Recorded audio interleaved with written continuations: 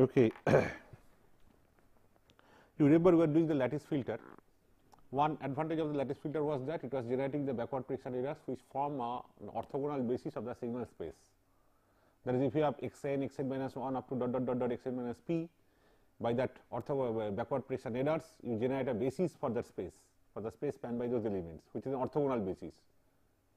Okay, so any external vector, that is d of n, I mean, if you want to estimate it, you simply have to project it along each of these backward prediction errors, compute the projection and sum. And what is the advantage is that if you want to increase the order, if you want to have one more element, say xn minus p minus 1, you simply find out the additional backward prediction error component by cascading, by appending one more stage to this, find out the new backward prediction error, find out the projection along that, add to the previous one. You don't have to redo the entire computation. That is the advantage, right? So that typically your suppose one particular stage is this.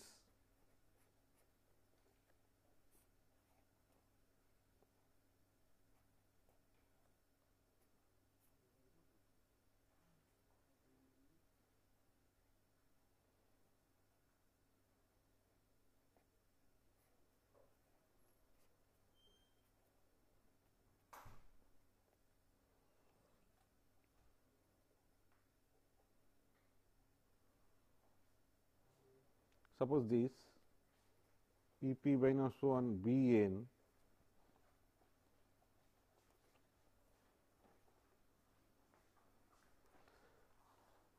I think this will be K p minus 1 K p minus 1 star, isn't it, because I am starting at p minus 1th order.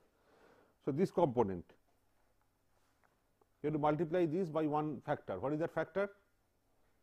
Inner product d n with E p B n divided by norm square of B p B n, that is sigma p b square.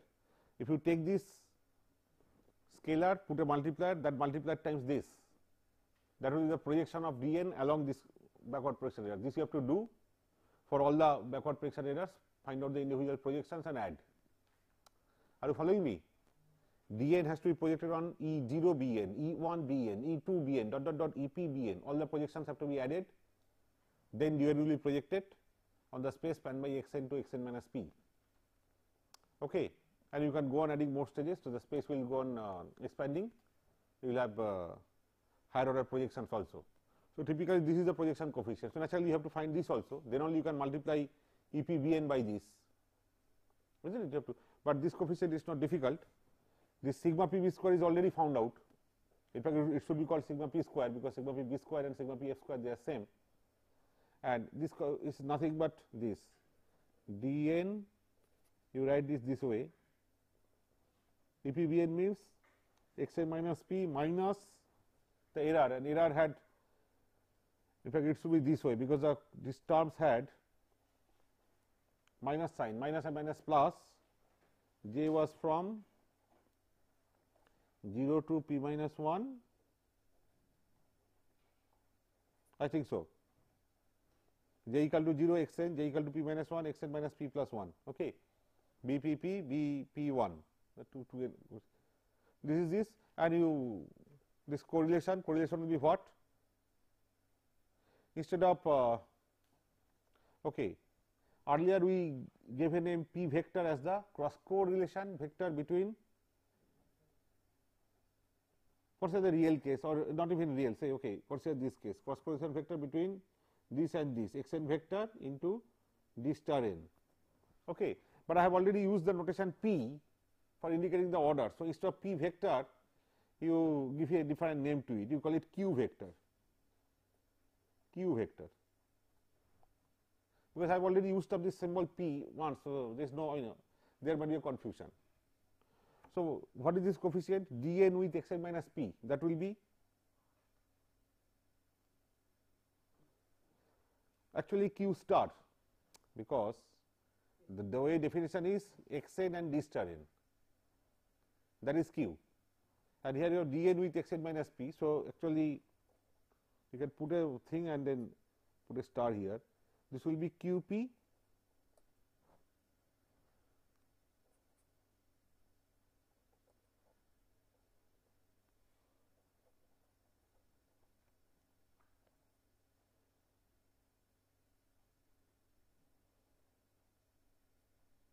will be what?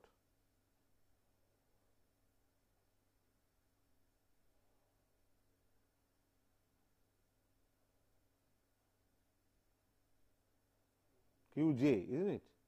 Huh? Qj, xn minus j is component here, times this star n is the opposite here. So, Qj and star. So, if you know these terms, these coefficients you have already evaluated order recursively. So, you can find out these. Again, this is not for online computation, this is only for constructing the lattice. Once the lattice is constructed, these multipliers are stationary and fixed. Then you go on filtering xn, you get all the backward prediction error, forward prediction error, and the projection of dn and all those things. It is only offline computation, that is to compute these various parameters recursively or even directly. Here it is direct, because once you find out these coefficients b, p, comma anything recursively, then put them back here, carry out this overall correlation terms, summation of this correlation, that will define this inner product. Okay. This is just the formula. This is how to get these coefficients, because you must know these coefficients. You must know these coefficients. Then only you can carry out the projection. Okay.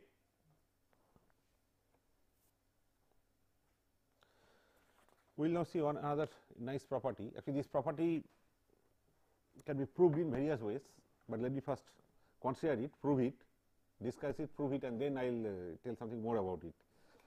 Suppose I am doing linear prediction. There is a process, random signal xn, which is WSS, 0 mean say, and WSS, and there is really no linear relation involving the samples.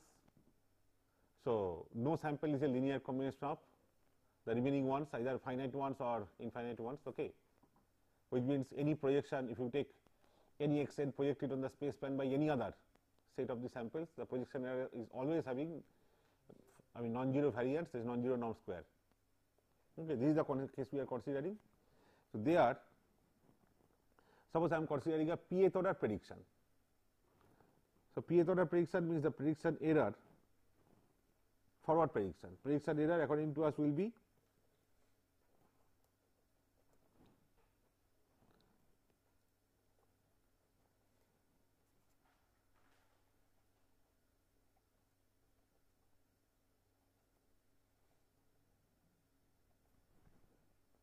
okay, because there is already a negative sign here in the coefficient, so minus and minus plus.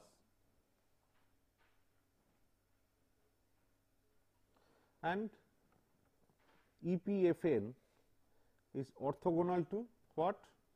W1 comma P. What is W1 comma P? That is span of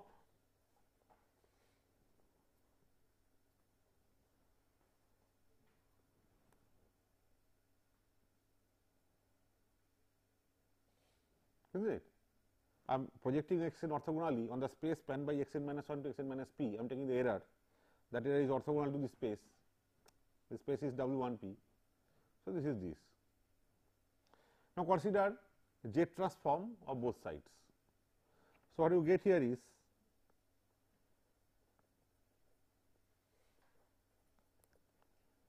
as Az into Xz, where Az is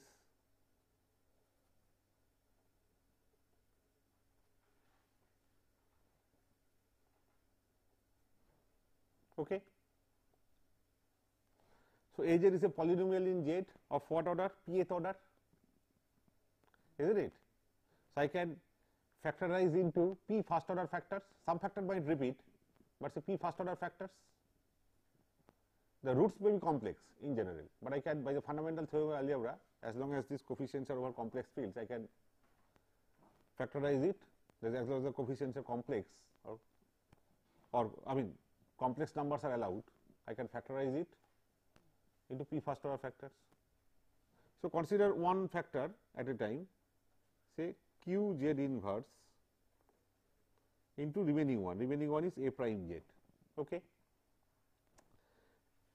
You see, factors I can always write in this form, 1 plus or minus something into z inverse.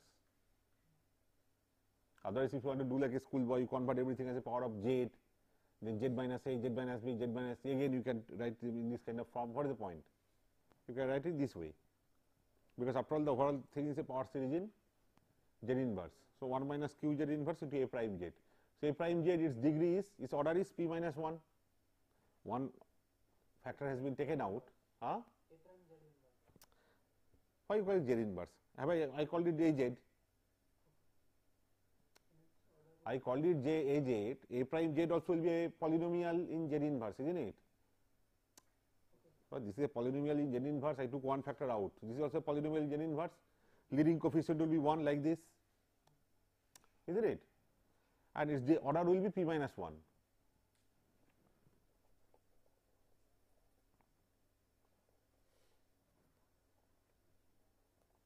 Okay.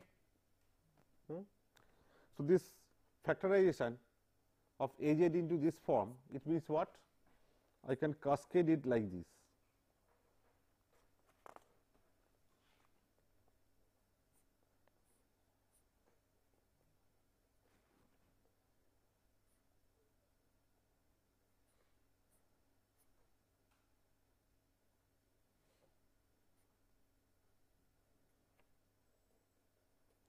Call it yn, and this is your EPFN,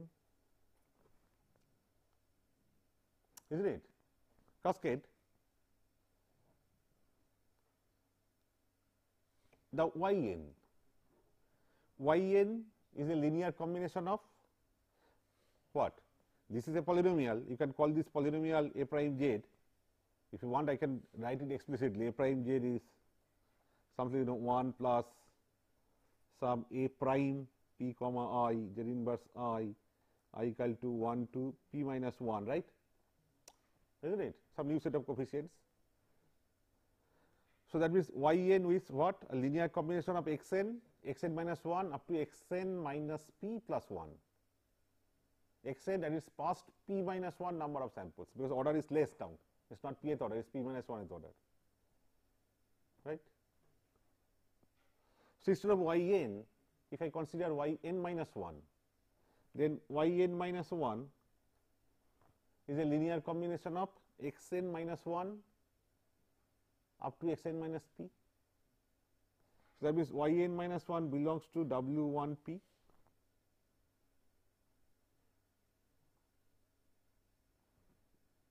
isn't it? Yn was a linear combination of xn to xn minus p plus 1, that is yn belongs to W0 comma p minus 1. So, yn minus 1, it belongs to W1 comma p, because yn minus 1 means it is a linear combination of xn minus 1, xn minus 2 dot dot dot up to xn minus p. We are starting at xn minus 1, isn't it? So, that means this is true. So, that means EPFN, which is orthogonal to W1 comma p, EPFN is after all orthogonal. EPFN is what? Xn projected on this and the error. So, EPFN is orthogonal to yn minus 1 also. EPFN is orthogonal to yn minus 1, because yn minus 1 belongs to W1 comma p. It is a function of xn minus 1 to xn minus p, and this guy is orthogonal to each of them, be it xn minus 1, be it xn minus 2, be it xn minus p. Okay. That means what?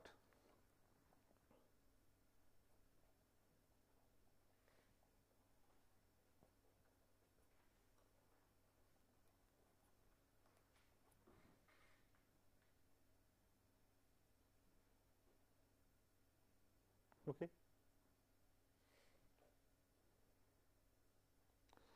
Now, EPFN, the beauty is I have found it, yn instead of yn I made it yn minus 1 immediately. Yn minus 1 was member of this, not yn is not a member of this, yn minus 1 is a member of this, and this EPFN is orthogonal to W1 comma p, not W0 comma p minus 1. EPFN is orthogonal to W1 comma p. So, these two I can connect, and immediately I can say EPFN is orthogonal to yn. Oh, sorry, yn minus 1. But at the same time, EPFN is what? Yn pass through a filter like this. So, what is EPFN? Yn minus q into yn minus 1. Simple FIR filter, first order. Yn minus q into yn minus 1. That is simple DSP says EPFN is what? Yn minus q into Yn minus 1. That is from DSP. So, in this inner product which is 0, I replace EPFN by this expression.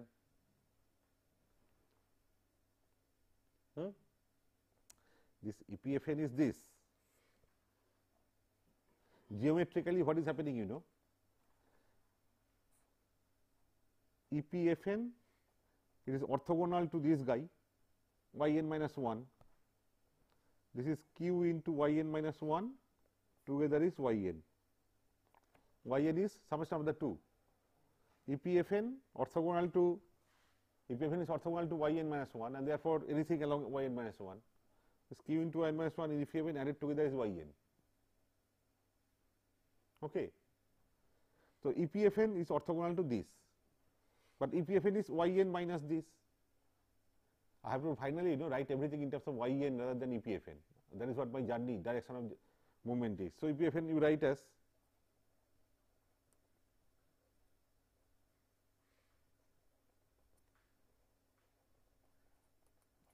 this means what? Yn with Yn minus 1, that is Ryy1. This implies what? Minus q into Ryy0. That is 0. That is this is equal to Ryy0. This is one relation that comes immediately from the orthogonality of this error with Yn minus 1. From this relationship, immediately that this is orthogonal to this and summation of the two is this. Immediately you get this. Okay. Now,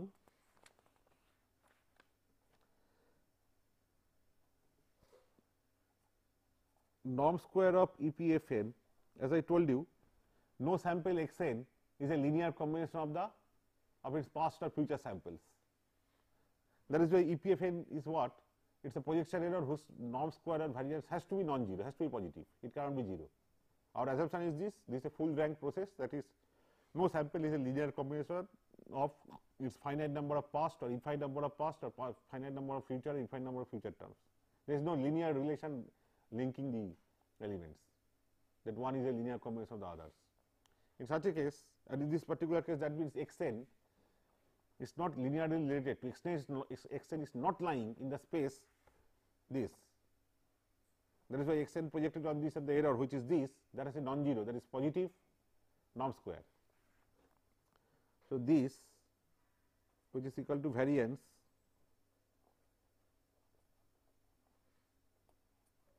is strictly greater than 0, this we know, but this norm square means EPFN with itself 0.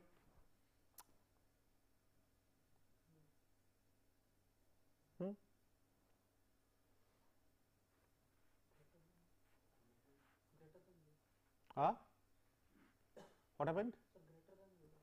Sorry, greater than 0. Yeah, greater than 0. Thank you, greater than 0. And now there are various ways you can go about. EPFN you can write as Yn minus this.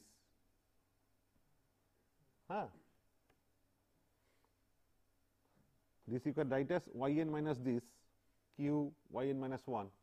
EPFN is orthogonal to Yn minus 1, isn't it? That is, this dot product with itself means what? This dot product with this. That is what I am saying, because this is nothing but this plus this. This implies that is this EPFN you can always write as Yn minus q Yn minus 1, isn't it? And EPFN and q Yn minus 1, that inner product is 0. This fellow is 0. EPFN with Yn, that is greater than 0. Now replace EPFN by this expression. EPFN by this expression. Yn minus q Yn minus 1 comma Yn greater than 0. This means, now you expand it, Yn with itself minus q what? Yn minus 1 is Yn, that is Ryy star 1, RYY because yn minus 1 coming in the first coordinate, yn going in the second coordinate. Correlation would have been, I mean RYY1 is inner product between yn and yn minus 1. Here it is the opposite, so conjugate.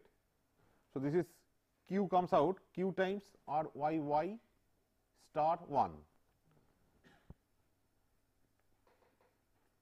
This is greater than 0, right?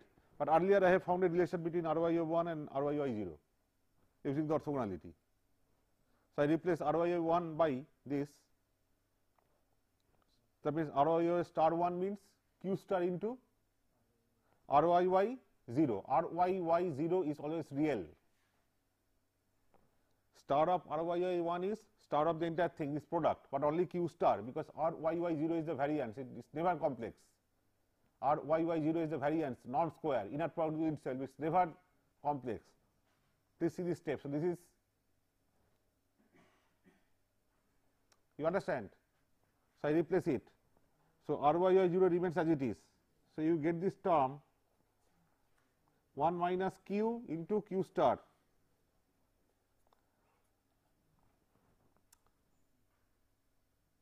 Okay or not? Now what does it mean? RYY0. What is yn? Yn is here. Now again, yn is what? Xn plus a linear combination of xn minus 1 up to xn minus p plus 1. Yn can never be a zero random variable. That is, it's not that would mean xn is a linear combination of plus p minus 1 samples, isn't it? Yn variance, this is according to me, it's not only real, it is always greater than or equal to 0, but according to me this is greater than 0, because if it is equal to 0, that means it is a zero random variable, it always takes 0 value, which means xn is a linear xn plus this xn and the linear combination of xn minus 1 to xn minus p plus 1, that is 0, that is xn is lying within the space spanned by xn minus 1 to xn minus p plus 1. That is again contradiction. I am assuming our sample, no sample is a linear combination of other samples. No sample belongs to the space spanned by its past or future samples. Okay. That means yn can never be a zero random variable. Variance of yn has to be positive. Okay. So that means that implies mod q is less than 1, mod q square less than 1. So mod q, mod has to be a positive number, mod q less than 1. What is the implication of this? That whenever you factorize this linear predictor polynomial, every root which is a 0, every 0 lies within unit circle.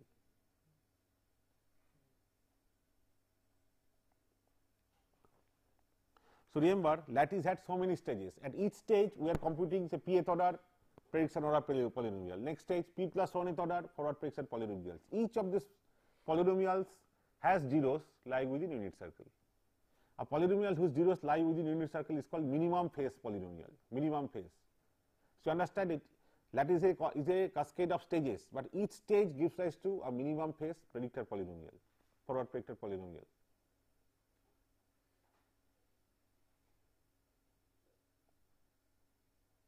Because in any stage what I am doing, I am finding out the pth order, say any stage, say pth stage. What I am doing? I am finding out the pth order forward prediction and the corresponding polynomial, those coefficients, a p comma I1, 2, 3 up to p. Those coefficients, they give rise to the forward prediction polynomial, isn't it, in Z domain. And it's for any order p. So for every order, I am finding out the linear prediction and therefore the predictor polynomial. But by this theory, every predictor polynomial is minimum phase, that is has its zeros within unit circle. Okay. So if I construct a system by taking the reciprocal of this linear predictor polynomial, that will be causal and stable. These are zeros. Suppose I take that Az and make a system 1 by Az. So zeros become poles, but for that system poles lie within unit circle, isn't it? So that means there will be a causal and stable system that will be guaranteed. Can we see this thing directly? How? I'm asking, is it possible, like we have derived this much to get such a nice thing? You cannot. So this should be visible somewhere in the vector space itself. No. But there are other proofs. Now I tell you one thing, there are various proofs given to this property. When I studied this when I was a student, that time this proof did not come up. Actually, that time we used that property, that each reflection coefficient has magnitude less than 1. Using that, and there is some theorem from complex analysis called Rouse's theorem. They really found out the roots of, assuming that polynomials up to pth order are minimum phase, and then find out the polynomial for p plus 1th order by the recursive formula we used. Then you show that that also is minimum phase. That is how it was done. Okay, but then uses some theorem of whose proof I don't know. That is called Rouse's theorem. ROUCET, Rouse's theorem. But 4 or 5 years back, I was just seeing one journal. I mean, I just glanced through journals. So I don't know whether you know of this guy, P.P. Vaidyanathan. Now, P.P. actually to us is known as P.P. P.P. actually is not a person of this area. P.P. is a very famous person. He actually comes from Calcutta. He studied in Calcutta University and then moved to Caltech, moved to Santa Barbara, did PhD there, and is a celebrated faculty member at Caltech, very, very well known. But he worked primarily in filter banks. He is a person of key person of that area. You can say the fountainhead of all research of that area. But I don't know how, in what context he was teaching this thing. He wrote in that, he published one short paper in IEEE Signal Processing Letters, which caught my attention actually. That was in 1999 or something like that. And towards the end, in the end he wrote that actually I never thought that I would publish this, I just derived it, but someone who is a father figure in linear prediction system is John McHall, John McHall, M-A-K-H-O-U-L, John McHall. John has suggested that he must publish this result, so he published. And I read that proof and it caught my fancy. I think it is beautiful. So then when I teach, I consider the linear prediction, orthogonality and all those things, and I prove. But there is no simple proof. If you can come across one, I will let you, let me know, but there is no simple proof like that. Okay. Fine. So, linear prediction polynomials are minimum phase polynomials. Okay. Now, we will do something related to this, not prediction, but something which is related to this. Again, there is a lot of theory in this. Unfortunately, it is not a course on spectrum estimation, so I will not go into it, but just hear me out. If you consider random processes, say zero mean random processes, stationary or not even stationary, then this kind of processes can always be decomposed into two things as a summation of two different random processes. One is called purely deterministic component and another is called purely non-deterministic. Purely deterministic but still random, mind you. So, purely deterministic is one where any sample can be predicted exactly without any error from its past, either finite number of past samples or infinite number of past samples, but absolutely predictable. So, deterministic random processes actually the predictable component. These components are like this. Say consider a sinusoidal random process, sin omega t plus phi. Phi is random. So, every time you measure it, phi changes, and therefore, the waveform changes, it is random, but sinusoidal nature remains. So, if you know its values over one period, any future period values can be predicted without any error because of the sinusoidal nature.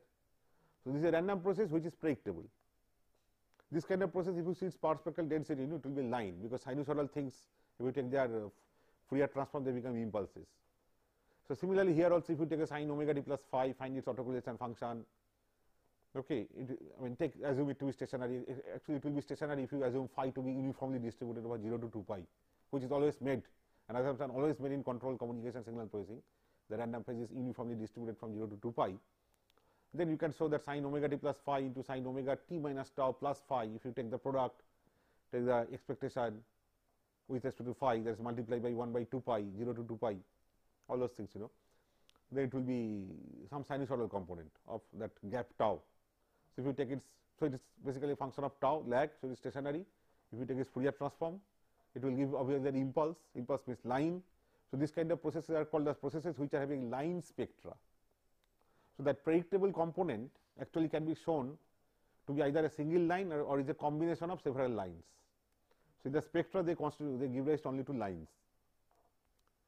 It may not be a single sinusoid, it may be predictable, which can be decomposed into some sinusoids, random sinusoid processes, is giving rise to a line in the spectra when they are stationary. unless stationary, there is no point in calling spectra, because power spectrum or PSD works or is defined only when the process is stationary. We all know Rotor position function of only one lag variable. Okay. So, that is the one style. But the other component, which is called the purely non-deterministic component, that interests us more, because that is the kind of random process we come across in life most often.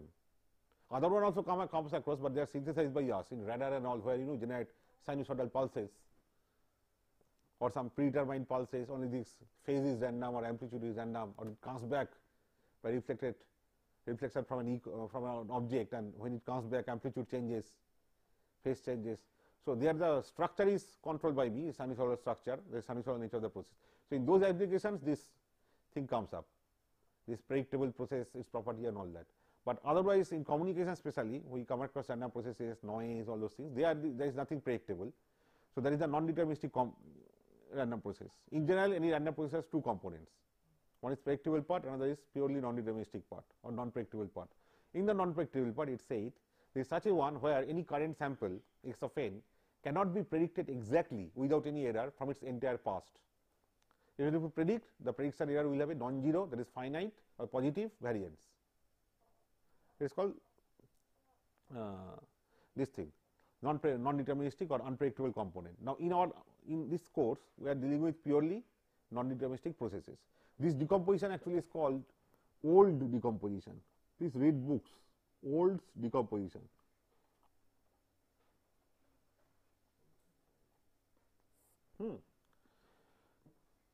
That is, given any random process,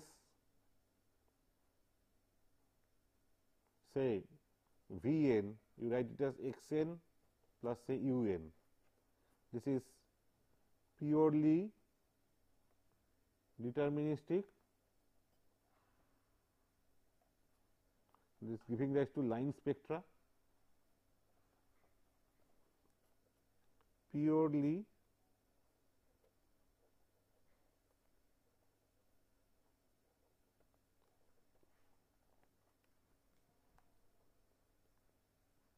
to do have a spectra, general kind of spectra, no continuous spectra. Line means discrete. You can say line spectra or discrete spectra. Discrete has to be line only, and this is a continuous spectra.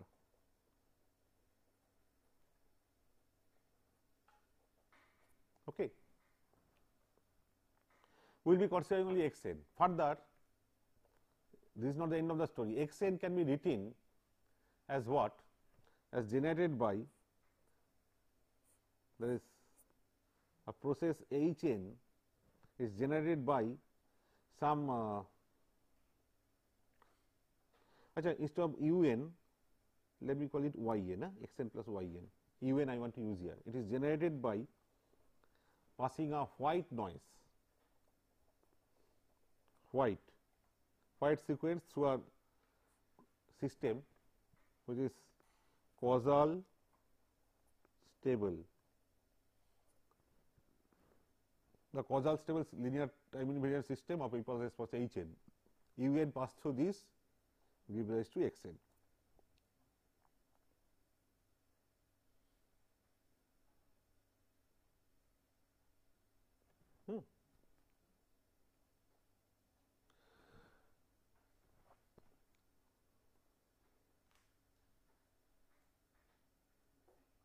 This Hn, so that means if you know h e to the power j omega, you know the power spectral density of Xn easily. It is some constant with the variance of this times mod h e to the power j omega square. This is the starting point of one very, very powerful method of spectral estimation called parametric method or method of modeling. That is, you assume the system to be, you know the system is purely non-deterministic, so you can model as though it is generated by passing a white sequence of some variance through a LTI system that is causal and stable. Okay. So, then estimation of the power spectra density is amounts to estimating h to the power j omega. What is this system? Because mod square of that times some constant, that constant will be the variance of this, that can be separately estimated, or even if you do not know that, it is just a scaling parameter, it will not change the shape of the PSD. Absolute value it might change, the shape will not be changed, right. So, basically it amounts to identification of the system, it becomes a system identification problem. Then in parametric estimation, what do? We have to then introduce some approximation.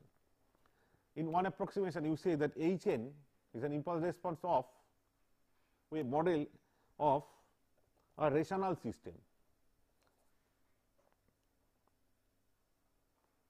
that is parametric spectrum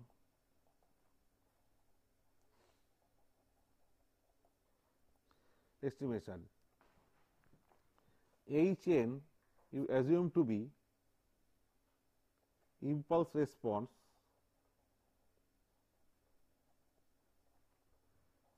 of rational system. I do not know whether you know rational systems, you have all studied in DSP, it is called constant coefficient difference equation with zero initial condition. I do not know how well it has been taught in DSP, but in a constant coefficient difference equation, if you do not have zero initial condition, it does not become linear and time invariant firstly. You have to have zero initial condition, some other day I will discuss offline, not along this course. Rational system means Hz is approximated, that is modeled as this kind of form.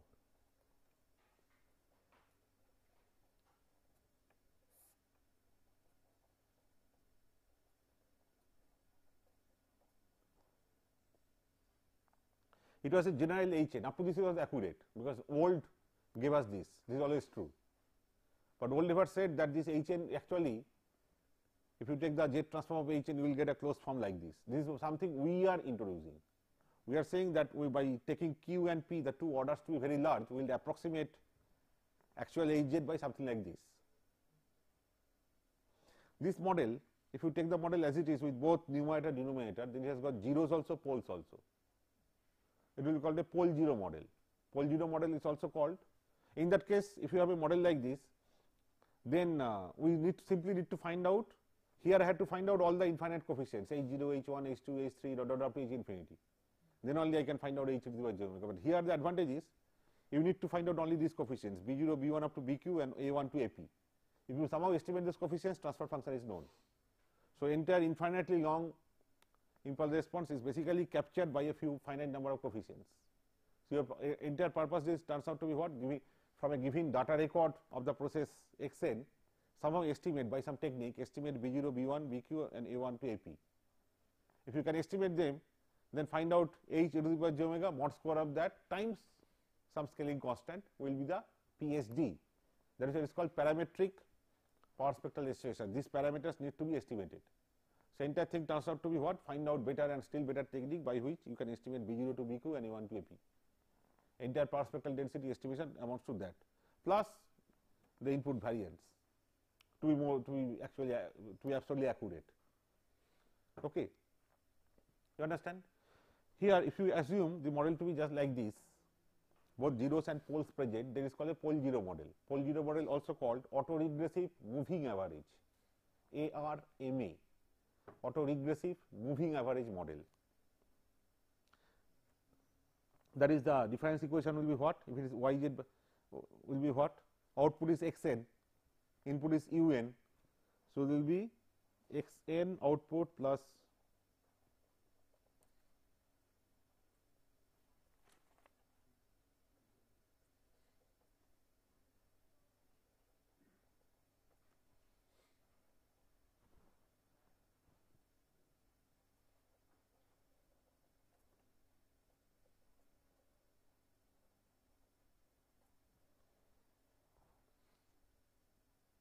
okay. This should be U, sorry. Input U, output X. Mind you, this kind of things, just writing this is not enough. You have to have zero initial condition, that comes from DSP, that we will not discuss here. Please understand, in the case of differential equation in continuous time system, you have to ensure zero initial condition, then only it becomes linear and time invariant. Then only output by input Laplace transform ratio turns out to be H of S, which is the Laplace transform of Hn, Ht. In this case, zero initial conditions you have to assume that when the switch system is switched on, all Xn its past values Xn minus 1 Xn they are all 0, then only it will be, it can be shown separately. It is LTI. In that case, y xz by uz, xz by uz is always of this form, whether you have linear zero initial condition or not.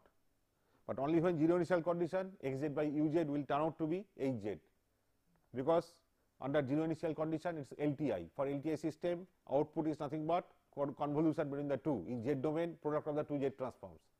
So output z transform by input z transform turns out to be hz. So only, because I am telling you again, even when there is no zero initial condition, xz by uz will be this, but xz by uz will not then be hz, is because it is not a linear time invariant system. So this is not a convolution, output is not a convolution between the two. So xz is not uz into hz, that can be shown separately. But only when if you ensure zero initial conditions, then I can prove separately, irrespective of all these, that it's a LTI system. For LTI system, output is a linear convolution between these two, which means z transform wise, output z transform by input z transform will be hz. So output z transform by input z transform, which takes this kind of form, will indeed be indicating the hz for the system. Okay. This is a separate story. If you have not studied in DSP, I am sure you have not studied. It is not given in books, and teacher of course will not teach it. I can very well foresee. It is not linear, not time invariant. What it has to? Unless you ensure that, even if you take this kind of form, xz. Yeah, otherwise not. Otherwise this modeling collapses. Anyway, pardon me? Oh, B0 into Vn, sorry, there is B0 into Vn, thank you. So this is called AR, this side is called the autoregressive part, regression on itself, xn, and the regression, na, xn minus 1, xn minus 3, regression, auto, regress on itself, that is autoregressive. This moving average, because this after all some kind of averaging, linear combination of un to un minus q. Okay, some kind of average, but average again changes from, because right now your leading coefficient, leading term is un, and you are averaging this term un up to un minus 1 and un minus q, but next time it could be un plus 1, then un.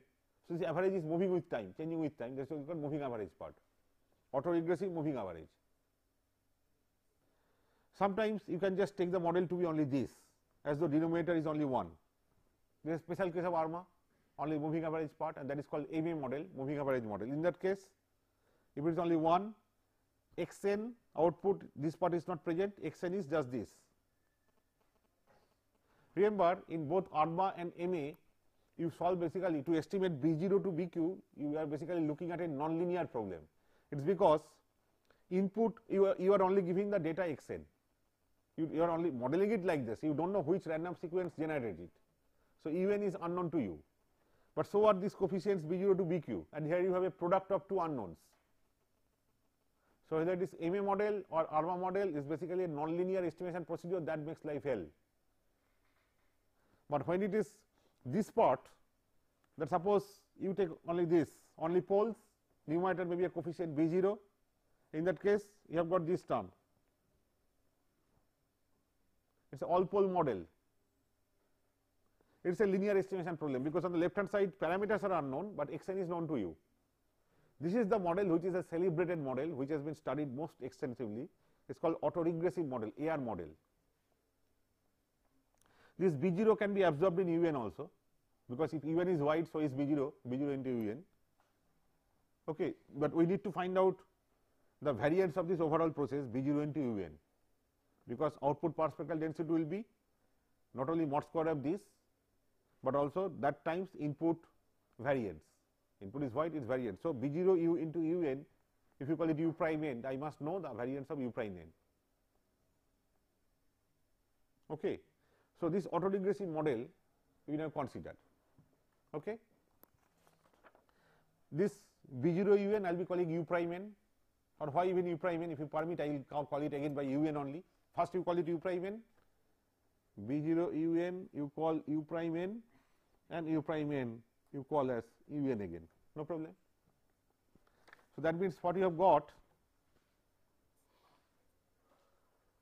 please see that there are two books on this, fantastic books, easy to read but celebrated books on spectral estimation by the professor and his student, teacher and student, each wrote separately. One is digital one is called modern spectral estimation by the professor, celebrated person, a wonderful man also, Stephen K. SMK. Modern, they are in the library. People who are doing research and all that have those kind of things in mind can even buy this book, or at least must have a look at this book. Modern spectral estimation by someone who is a great researcher in this area and also a great person. We know, so he is known to be a great person, really, SMK. And his PhD student who also become very famous, his name is Larry Marple. He wrote a book simultaneously, so the books are more or less overlapping. Each is great book by its own, but books have to be given defined names, you see. So then Marple gave this name digital spectral estimation. You know, both. I personally am more familiar with this KS book.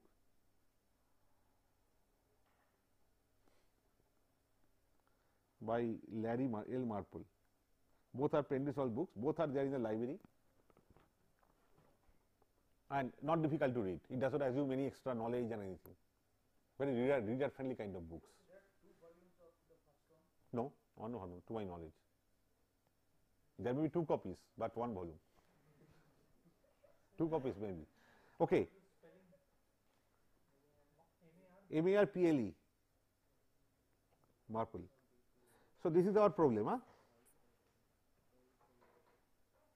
We are finding out this is the system 1 plus A1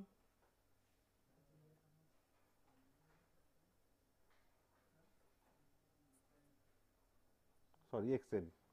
So in time domain this is what, and UN is white, and I am assuming the model to be, most importantly, I am assuming the model to be causal and stable. Now see one thing before I proceed further. Suppose I am interested in the random process xn. After the random process, exact samples are not any consequence to me. It's power spectral density, that random, if I can generate a similar random process, that means something which is a similar statistical structure, statistical thing, that will be enough for me. Suppose xn represents your word, IIT, suppose.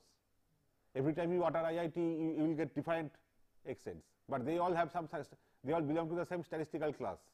They are say power spectra and all, they will be same, isn't it? They belong to a statistic. So suppose instead of sending xn, what I do, I find out these parameters A1 to AP and the input variance. That's enough for me to generate the random process. Exact samples are not enough. I should generate that random sequence whose PSD is of that type. And then if I play it in a speaker, it will generate the word IIT. Okay, very loosely speaking.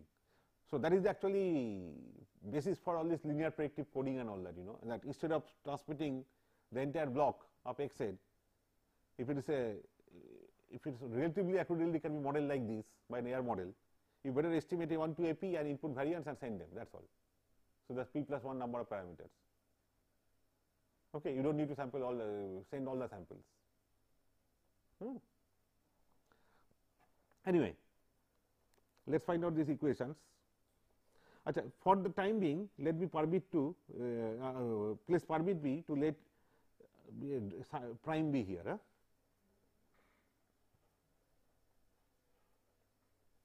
Sorry, this will be a problem.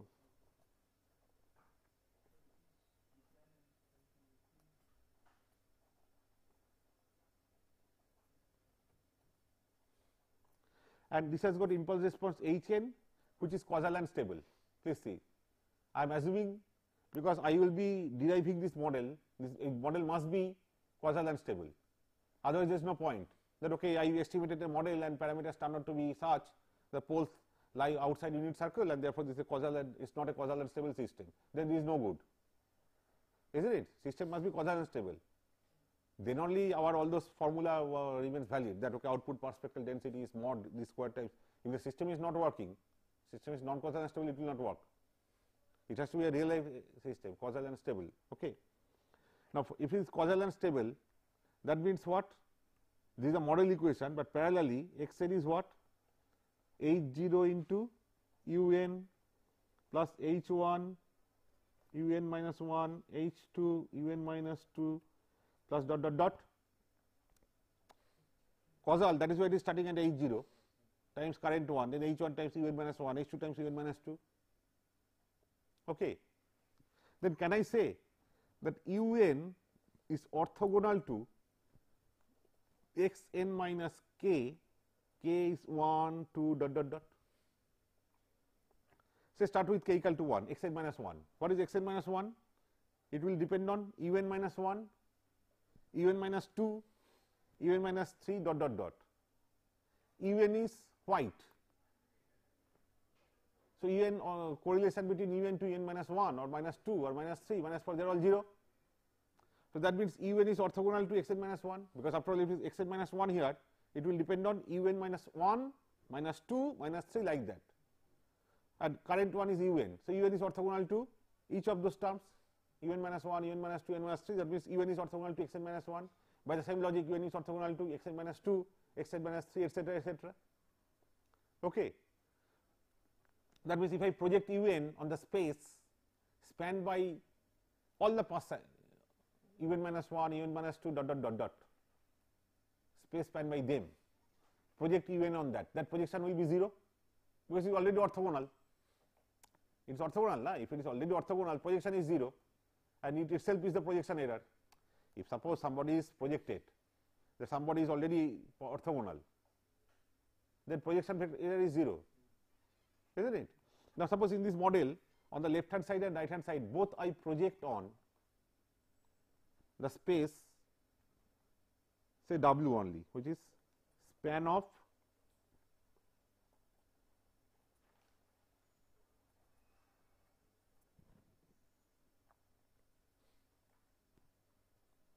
or just a minute, no, I can make it simpler. Suppose left hand side and right hand side, I consider this space with which you are familiar. What is W1 comma P? It is span of, actually I am hurrying because of this signal, I got that wind up. This is W1 comma P. Suppose left hand side I project on this, right hand side I project on this. Projections will be same, isn't it? But right hand side U n is orthogonal to x n minus 1, just now I have seen, because x n minus 1 depends on U n minus 1, then U n minus 2, all that. U n is orthogonal to x n minus 2 also, U n is orthogonal to x n minus p also. That means U n is orthogonal to this space, so projection is 0, isn't it? Projection is 0. So, right hand side becomes 0. On the left hand side, projection is a linear operation. So, overall projection is projection of x n on this plus projection of this on this, projection of next term on this, and so on and so. So, first one will be P1 P x n. Okay, P1 P, very quickly, I do not have time now. P1 P x n.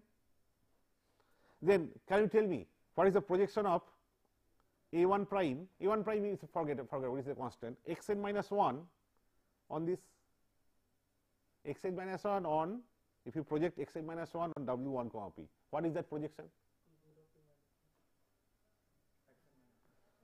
It itself, it is lying there. It is lying there. So, if you project you, that is the one which will give the minimum error. Error is 0 there. See, projection is 1 which gives rise to minimum error. Now, x n minus 1 is such that the error between x n minus 1 and x n minus 1 is 0. Okay. Same for others. So, you see,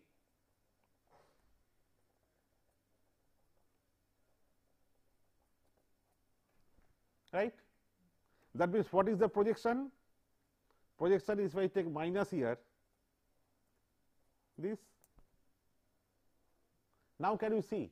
But this projection, now consider linear prediction. X n projected on this means it is a linear combination of those terms, that is minus A P 1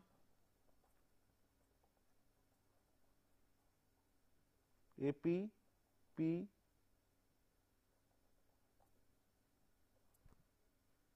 So, you can identify easily these coefficients. These coefficients are the predictor coefficients. That means, if there is an AR model satisfied, AR model coefficients are nothing but the corresponding pth order linear prediction coefficients. They are not to be same. I stop here today. Next class again I will continue from here. I just, because I do not know how much it went through. Actually, this relates linear prediction to AR modeling. Okay, that is all for